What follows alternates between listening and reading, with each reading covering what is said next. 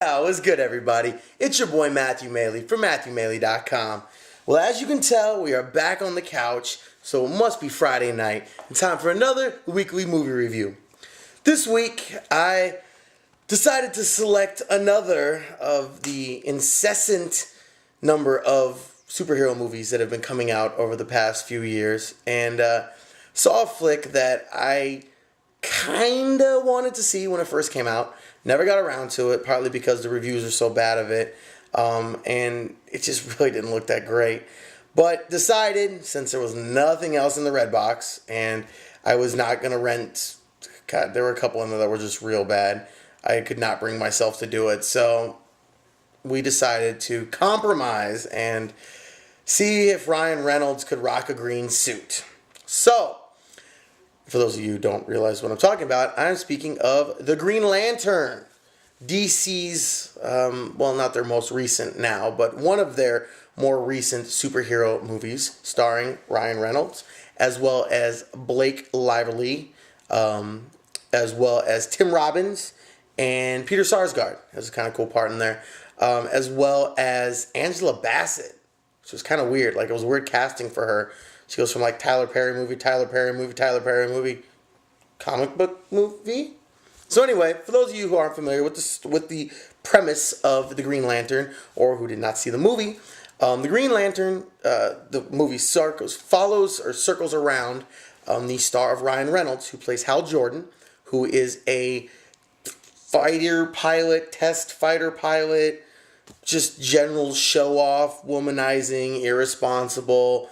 Really just add all those stereotypical negative attributes that you have with pretty much every single superhero, with probably the exception of Spider-Man, because he was just a sissy. God, I can't stand Spider-Man.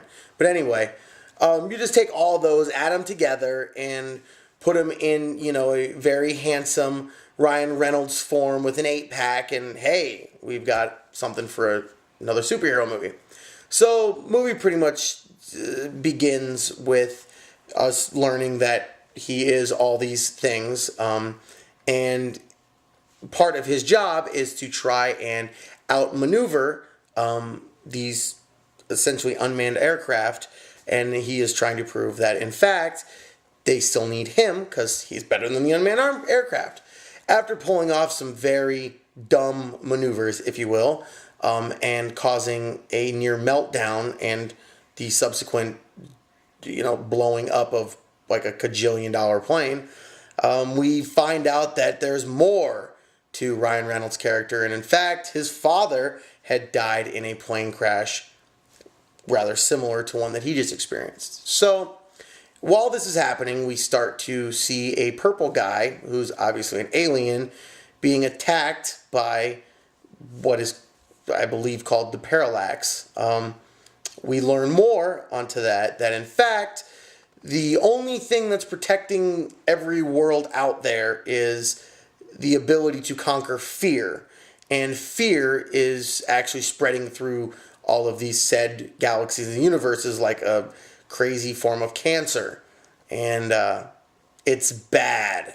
So that's where we enter in Ryan Reynolds, who, because of his douchebaggery in the air, they decide that, in fact, he doesn't have any fear, so he's going to be perfect to replace this purple guy. And then you kind of make this very giant leap of faith from he's just an irresponsible guy to, oh, hey, now he's running around with a ring on his hand and can do stuff with his mind. Really, there wasn't much build-up to that. It was just kind of like either about 20 pages of script got left on the cutting room floor, or they had some really bad writers. So I'm going to give them the benefit of the doubt and say it was the first one. So, I'm not going to spoiler alert the entire movie, especially because they are making a second one, so you might want to go see this one before you go and drop another $15 on that one. But overall, it's a pretty run-of-the-mill, for the most part, superhero movie. I like Ryan Reynolds. I've always liked Ryan Reynolds. He's one of my favorite young actors, to be quite honest. Everything he's been in, I think he was pretty good. Thought he was awesome in Just Friends. I actually liked the Proposal with Sandra Bullock. Thought he was good in that. Even the third Blade, which was kind of crap, he was good in it. Jessica Biel was better. Well, at least her assets were. But I digress. So I like Ryan Reynolds. I really wanted to like this film. But it was just so run of the mill that you never. I don't know if they just never let Ryan Reynolds actually add to the character because they figured, well, it's a superhero movie, so, we don't really need much. You've already got the people who already like comic books who are going to go and see it, and then you got the people who like Ryan Reynolds who are going to go and see it. So we don't really need to develop his character, which is a really disservice to Ryan Reynolds because he's a good enough actor that he could. We aren't talking about some run-of-the-mill garbage Fantastic Four movie.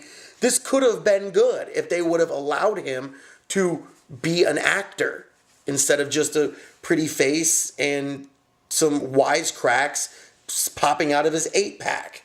But I guess that's just the way they wanted to go. So overall, there was some great special effects in it. Don't get me wrong, there was some crazy special effects, especially when you get to points where he's, developing these ways to save the world with his mind, which would be kind of cool. Anything you think of, be like, $100 billion, that'd be kind of cool. Lamborghini Reventone. Top floor place in Aria. I don't know, those are the first things that I would think of. Not saving the world. That kind of shows that I'm kind of a selfish douchebag, so maybe I should be cast as the next Green Lantern at this point. But, again, I digress. Sorry, tangent. But overall, it was, in my opinion, not worth seeing. It's one of the, by far, lesser superhero movies that have come out.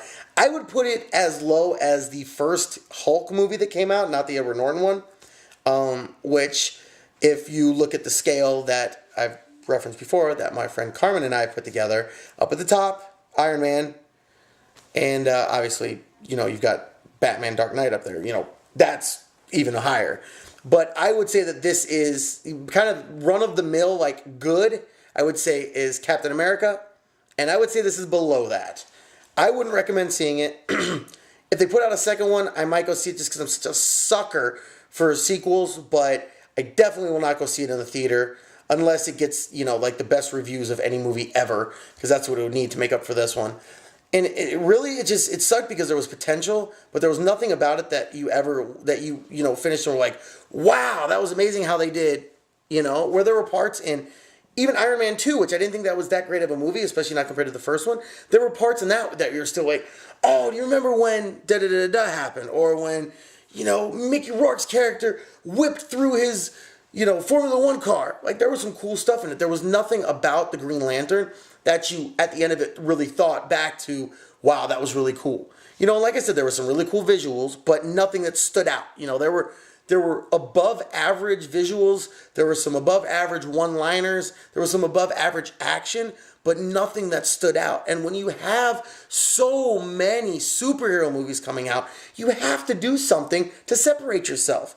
Because then what's going to differentiate you between anything else that Marvel and DC have decided to just, rape and pillage a couple times over? So, overall, I give it 2 stars. Sorry. Even Ryan Reynolds, he couldn't save it. I will give a shout out to Blake Lively or whatever. I'm not very familiar with her. I don't watch Gossip Girl. Only thing I've ever seen her in was The Town and her pictures online. So other than that, I'm not really familiar with her. I thought she did a pretty good job. And I thought, she played his love interest pretty well. Wasn't, a huge fan of her, but considering the fact that I wasn't really familiar with her other than what was in The Town, and I hated her in The Town just because of what she did in The Town. But overall, I thought she did a pretty good job. So, and as always, Tim Robbins is a beast, and Peter Sarsgaard's always good. He was extra creepy in this. That dude's already pretty creepy. He's pretty off as it is, but in this flick, he was on one. So, overall, like I said, I wouldn't even recommend spending $1 at Redbox or $1.29 or whatever. If it's on TV in a few years, sure, sit through it if you have nothing else better to do. But I definitely wouldn't tell you to go spend your money on it. Definitely just a 2-star movie, which, according to my scale, is a bad movie. Not quite a bomb, but it's a bad movie. So I don't think it's worth your time or your money unless you're just, have some super crush on Ryan Reynolds. Then I guess go see it for that, because he's pretty much in a skin-tight green suit or shirtless for about 98.37% of the movie. So if that's what you're looking for in a movie, then I guess it's worth $1.29. But other than that, I can't recommend it. So really, unless you're just an unapologetic Ryan Reynolds stalker slash crush haver, or just want to waste some time and money, you have no reason to see this movie, as far as I'm concerned. So there's my 2 cents, or more like my 74 cents, because that was a long diatribe. I've just been rambling off there. But as always, I had to school you guys and let y'all know what's going on with the newest releases. Hopefully save you guys some time and money. And, you know, at the end of the day, if you think I was totally wrong and totally off, tell me why. If you loved the movie, and just don't say it's because Ryan Reynolds is hot. We've already established that. Have more substance than that, please. But I'd like to know if you guys did like the movie, or if you thought I'm totally off base. Let me know where you think it rates with other of the DC and Marvel movies. I'm always curious to see what you guys think. And like I said, I always like, you know, getting some feedback back from everybody, you know, that's viewing my channel. That's what I'm doing it for. So once again, thank you very much for checking out my videos. And as I come to you from my couch on a Friday night, doing it big for another weekly movie review. So while you're at it, if you wouldn't mind, go check out the rest of my videos. If you're on YouTube right now, you can search for Matthew Maley Poker. I would love it if you would watch my videos a couple times, get my views up a little bit, as well as subscribe to the channel, because your boy's always putting up new videos. You can throw me a like and a comment if you get a chance. Like I said, tell me why you like this movie. Tell me if you thought I was right on and it was garbage. So, of course, if you want to follow your boy, follow me at Matthew Maley up on Twitter. You can like my Facebook page, Matthew Maley Poker. And as always, MatthewMaley.com. So until the next video, hope everybody has a great weekend. And hopefully, I saved y'all a couple dollars out at Blockbuster or Redbox from going and checking out this garbage. So until the next flick, the next video, your boy's out. Have a great weekend, y'all. Peace.